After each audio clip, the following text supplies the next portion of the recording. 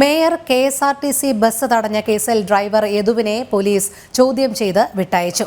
ബസ്സിലെ memory card കാണാതായ സംഭവത്തിൽ യദുവിന്റെ മൊഴികളിലെ വൈരുദ്ധ്യം മനസ്സിലാക്കുന്നതിനായിട്ടായിരുന്നു പോലീസ് യദുവിനെ വിളിച്ചു വരുത്തിയത്. യദു വീണ്ടും ബസ്സിൽ കയറിയതുമായി ബന്ധപ്പെട്ട മൊഴികളിലായിരുന്നു വൈരുദ്ധ്യം. തിരുവനന്തപുരം സിറ്റി പോലീസ് കമ്മീഷണർ ഓഫീസിലായിരുന്നു ചോദ്യം ചെയ്യൽ.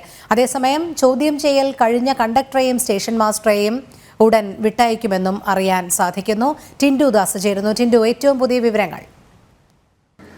രോഹിണി, അല്പം മുമ്പാണ് പോലീസ് യദുവിൻ്റെ വീട്ടിലേക്ക് കൊണ്ടുപോയത്. ഇത്രയും സമയം യദുവിനെ തൈക്കാട് കമ്മീഷൻ ഓഫീസിൽ DCPയും അതോടൊപ്പം തന്നെ കേസ് അന്വേഷിക്കുന്ന തമ്പാനൂർ പോലീസിൻ്റെ സാന്നിധ്യത്തിൽ ചോദ്യം ചെയ്യുകയായിരുന്നു.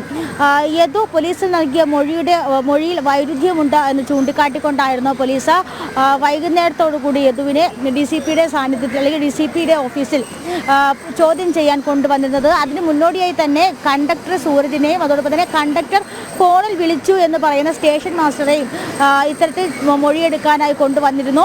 27-ാം തീയതി രാത്രി 10:30-ക്കാണ് മേയർ യദു ഓടിച്ചിരുന്ന KSRTC തടഞ്ഞുകൊണ്ടുള്ള തർക്കമുണ്ടായത്. അന്ന് രാത്രി 10:30-യോടുകൂടി തന്നെ അന്ന് രാത്രി തന്നെ യദുവിനെ അറസ്റ്റ് ചെയ്തിരുന്നു. പിറ്റേന്ന് രാവിലെ 10:30, അതായത് 28-ാം തീയതി രാവിലെ 10:30-ക്ക് യദുവിനെ ജാമ്യത്തിൽ വിട്ടു. തുടർന്ന് യദു KSRTC ബസ്സിന് സമീപം വന്നു. KSRTC ബസ്സിനകത്ത് കയറി മെമ്മറി കാർഡ് ഉണ്ട് എന്ന് ഉറപ്പുവരുത്തി എന്നുള്ള രീതിയിൽ മാധ്യമങ്ങളോട് പ്രതികരിച്ചിരുന്നു. പക്ഷേ അങ്ങനെയല്ല പോലീസിന് മൊഴി കൊടുത്തതെന്നുള്ളൊരു അത്തരത്തിലോ ആരോപിച്ചുകൊണ്ടാണ് യദുവിനെ ഇന്ന് ഇവിടെ മൊഴിയെടുക്കുന്നതിനായി കൊണ്ടുവന്നത്. ഈ മെമ്മറി കാർഡ് നഷ്ടപ്പെട്ടതുമായിട്ടുള്ള വിഷയത്തിൽ കണ്ടക്ടർക്കും അതോടൊപ്പം തന്നെ സ്റ്റേഷൻ മാസ്റ്റർക്കും പങ്കില്ല എന്ന മൊഴിയിൽ തന്നെ ഉറച്ചാണ് കണ്ടക്ടർ സൂരജും സ്റ്റേഷൻ മാസ്റ്ററും ഉള്ളത്. അപ്പോൾ ആ മൊഴിയിൽ വൈരുദ്ധ്യങ്ങളില്ല. അവരെ ഉടനെ എടുത്തതിനു ശേഷം വിട്ടയക്കുമെന്നാണ് മനസ്സിലാക്കാൻ സാധിക്കുന്നത്. നിലവിലിപ്പോൾ യദുവിനെ മെഡിക്കൽ എടുക്കുന്നതുമുള്ള ആവശ്യവുമായി ബന്ധപ്പെട്ട് യദുവിനെ മെഡിക്കൽ എടുത്തതിനു ശേഷം യദുവിന്റെ വീട്ടിലേക്ക് അയക്കുമെന്നാണ് നമുക്ക് അറിയാൻ സാധിക്കുന്നത്. മേയറും അതോടൊപ്പം തന്നെ മേയർ ആര്യ രാജേന്ദ്രനും അതുകൊണ്ട് ഡ്രൈവർ യദുവുമായിട്ടുള്ള തർക്കത്തിൽ നിർണായക തെളിവാണ് മെമ്മറി കാർഡ് എന്നുള്ളത്.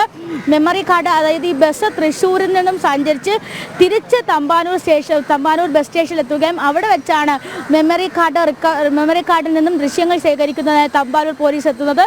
ആ സമയത്താണ് മെമ്മറി കാർഡ് കാണാനില്ല എന്നൊരു വിഷയം പുറം ലോകം അറിയുന്നത്.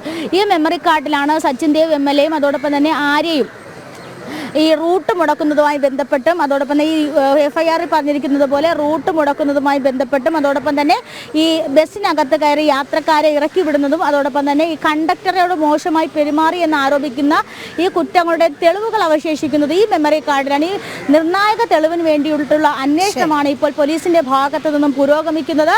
മെമ്മറി കാർഡ് കണ്ടെടുക്കുക എന്നല്ലാതെ ഈ കേസിലൊരു മുന്നോട്ട് പോക്കൽ. അപ്പോൾ എന്തായാലും നിലവിലിപ്പോൾ യദുവിനെ വിട്ടയച്ചിരിക്കുന്നുവെന്ന ഏറ്റവും പുതിയ വാർത്തയാണ് പങ്കുവയ്ക്കാനുള്ളത്. രോഹിണി, ശരി, ടിൻഡു ദാസാണ് വിവരങ്ങൾ നൽകിയത്.